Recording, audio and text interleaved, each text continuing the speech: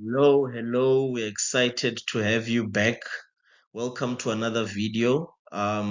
Today's presentation is titled The Motorcycle Leasing Business in South Africa, Our Lessons and Reflections. So this is the presentation overview. We're gonna do an introduction into the topic.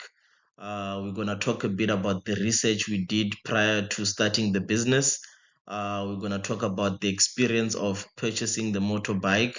Then we're gonna talk about the experience of finding a driver, the challenges and mistakes, the value chain opportunities that we saw during our experience of running the business, and then our closing remarks. So, an introduction. So, this is one of the questions we get a lot from people in our network. We used to run a motorcycle leasing business where we bought scooter motorbikes, and then we found drivers to drive and deliver food, like Uber Eats and all these restaurants who deliver food to their customers. So we had invested in a few motorbikes, and then we would rent these motorbikes out to drivers for a weekly fee. So upon closing the business, we got a few inquiries where people wanted to find out how the experience went, how they can go about doing a similar business. So this is mainly a response to those questions, and also just to have a piece that's documented for this particular topic. So that's why we decided to create this presentation, and we hope it provides value for everyone who is considering starting this business or is already in the business of leasing out motorcycles in South Africa. So the research that we did is we wanted to first find out how much does each motorbike cost, right? So at the time when we bought our first motorbike, the total cost where we got a brand new big boy bike, we got it with a box, the installation costs, registration, all those costs, including tax, we paid 18,000 in total at the time. And this was a couple of years back. It might have been 2019, if not 2018. I can't remember the exact time. And then, yeah, after that, we wanted to find out what are the costs to get on the platforms in the area. So at first, we thought we have to do our own registration, but we found out that no, you just need to buy the bike and you find a driver. So we then went to find the shops that sell the bikes, got three quotations, and Big Boy was the cheapest that we could find. Hence, we got all the cost that I just mentioned for less than 20,000 rand. So after we did that, we then bought a motorbike, and then we went and interviewed drivers in the area. So we drove around the area to your McDonald's, the KFCs, just speaking to drivers to find out how do you how do you find your bike? Who's the owner of your bike? And then we got all this information. And then we're also trying to market ourselves to say we also have a motorbike that we want to rent out to you guys.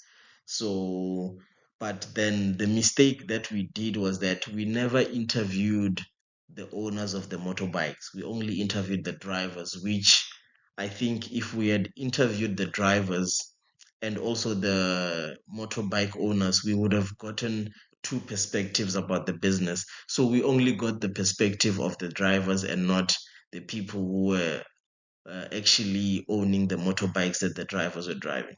So that's one of the mistakes that we actually did during our research, is that we only interviewed the drivers and not the owners, because we were also approaching the business as owners, so we should have interviewed other owners as well. So we did research for the cost of the motorbike. We did research for the licensing of the motorbike. We did research for the platforms where the motorbikes operate. And then we interviewed other drivers. But the mistake we did is that we didn't interview the owners of the motorbikes. And then, like I mentioned, right, we found the store online. So Big Boy was one of the stores that showed up when we searched on Google to say, hey, I want to buy a motorbike. Who are the suppliers in Cape Town? And then a couple of stores popped up, and then I remember we ended up going with Big Boy as the preferred supplier. And then we had to go there and pick up the bike. I went to pick up the bike with my friend because I couldn't drive, so we needed someone who knows how to drive. So that's the other thing. If you're gonna buy the bike, you either need to go with a trailer to put it on a motorbike trailer, or you need to go with someone who can drive, and they will need to have a helmet. And then after that, he drove the motorbike to where we stored it at my place. So we parked it at one of my parkings at my place, and then that's where we stored the motorbike. And then finding a driver. So yeah, I drove around. Once we had the motorbike, I drove around a few times. I would be collecting numbers from some of the drivers at the McDonald's. I went to the Steers. I went to Roman's Pizza. Everywhere where I would find motorbike drivers parked outside, I would go there and find their numbers and ask them if they know someone who wants to rent out my motorbike. But I think because I was excited to get started, it created a lot of blind spots in that process where I was desperate to get the bike to start working. I did not do a lot of vetting. So the moment I got someone, the first driver that approached me is the person I gave the motorbike to. And I did that without doing any background checks to verify whether they stay where they say they stay. I did not verify whether they can actually drive a motorbike. I just figured because they came driving one, then they know how to drive. But I mean, you could have gotten a friend and said, hey, when we get to the corner, just let me drive until we get to this guy's place. Then he can see that I can drive, even though I'm still learning. So I didn't do a rigorous process of testing this driver. Like, I think you need to sort of like have a checklist of how are you going to vet the driver, their background, whether they've got a criminal record. You sort of like have to do some effort as if you were employing someone, even though it's on a small scale, but you still, it would be the smart thing to do that I didn't do. So you need to have a written contract as well. So for me, it was more of a, hey, I'm giving you this bike, you're going to give me 700 Rand a week. And it was a handshake agreement. We talk on WhatsApp if something goes wrong, but that's not enough vetting that's not enough when you are giving someone an asset. So that's where we went wrong with our driver search. And then, yeah, challenges and mistakes, right? Like one of the things that I did is I didn't have a tracking device on the motorbike. So the driver could have went off with the motorbike and I wasn't gonna be able to know where he is unless I open a case of theft and go through all that administration. I just had no way to track where he is unless he told me where he is. And I think if you are managing assets, you need to at least know where these assets are, especially for logistics businesses.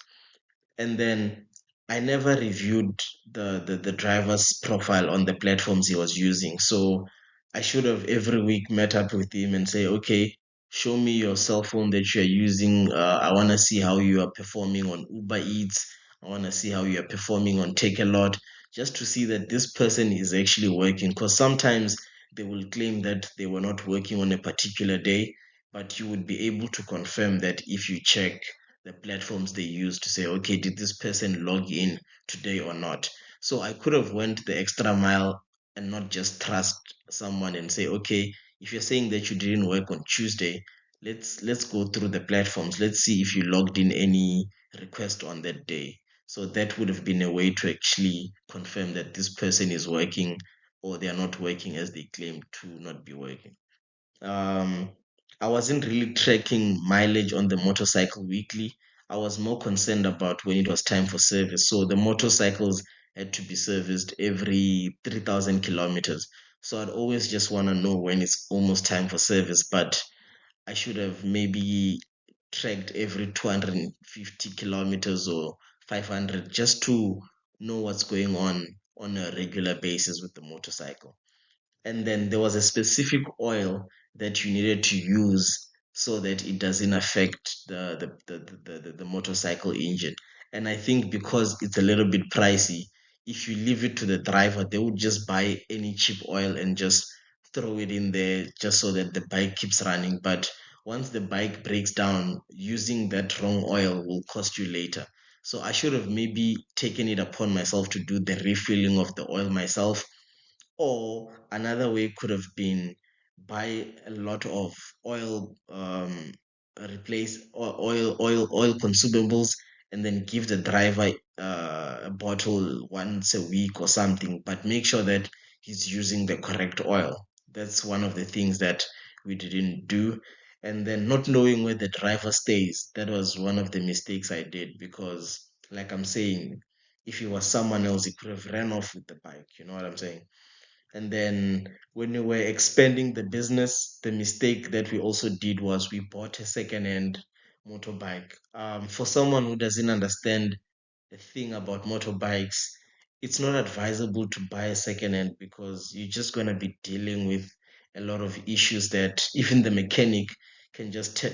You won't know what's broken. You'll just rely on a mechanic telling you what's broken, and you'll end up paying a lot of money to fix it more than what you bought it for, which is what happened with us. We bought a scooter for like 8,000 rand, but we fixed it so much, we probably spent more than 8,000 on fixing that motorbike at the end. And yeah, so as someone who is not clued up on motorbikes, it's not advisable to buy a second hand, from my opinion. And then not giving equity to the mechanic. So I think we could have partnered with a mechanic to say, because these motorbikes break down a lot, we want to give you 5 or 10% of our business, and your responsibility is that you fix the bikes whenever they break down, so that we never have to worry about the cost of um, repairing the bikes, because that was the biggest expense. So if we had just partnered with a mechanic for equity, it would probably have made the experience much better. And then through the experience of running the business and as we were winding it down, there were value chain opportunities that we identified, that we want to share with you guys. So if let's say that you're someone who's interested in the business but you don't have the capital, another way to get involved would be you find your friends who work and earn good salaries, and then you ask them to buy motorbikes, and then you do the managing for them. So you would find, let's say, 5 friends, and then you tell them to each buy a motorbike, and then you're gonna do the managing. You're gonna make sure that the bikes are well maintained, there's drivers, that everything runs well, and you just give them their dividends and you keep your commission. That's one way to get involved in the business. If you're someone who's a web developer or someone who can develop IT systems, I think you could build a software that assists people to manage these assets. Like if there's like I wouldn't call it a ERP system, but just a software that can help you manage the relationship between the owner and the driver, and in a way that there's data, there's records, there's accountability, something that can just help manage that relationship between the driver and the owners of the motorbikes. I think that software would be also useful. And then there was also a guy who we used to call when the motorbikes would break down. So he had a trailer. And what I liked about his business is he just needed to pour petrol and get to where the breakdown is. He picks up your bike, he drops it off where you need it to be dropped, he's done. So his main cost was just petrol. So that's one of the good opportunities in this space. And then also a middleman who connects people who are interested with who are interested with asset managers. So there are people who who are running businesses where they manage a lot of motorbikes on behalf of people, but they are always looking for new clients. So you could be an agent who connects people who wanna invest in the business with the people who are managing the assets. So you'd be like almost like a broker, the middleman between the asset managers and the people who want to invest in the assets. Yeah, you could also get involved in that way. And then I think also tailor-made insurance for for motorcycles, for motorcycles which are linked to earnings on the platforms or kilometers driven. So you want an insurance product that prices according to how the driver is earning or according to how the driver is driving. You know, if someone could figure out a product that it insures the motorbike according to how the drivers are making money or according to how the drivers drive the motorcycles, then I think there could be an opportunity to provide value there. And the last one is just a marketplace to connect reliable drivers with motorbike owners. That one would also be another one where it could provide a lot of value in the market. And yeah, and just as a closing, us as Mariba Management, we are a multi-layered management company. We offer risk management and business development services. And then our email address is here if you want to get involved, maribamanagement@gmail.com. See you in the next video. Thank you. Bye.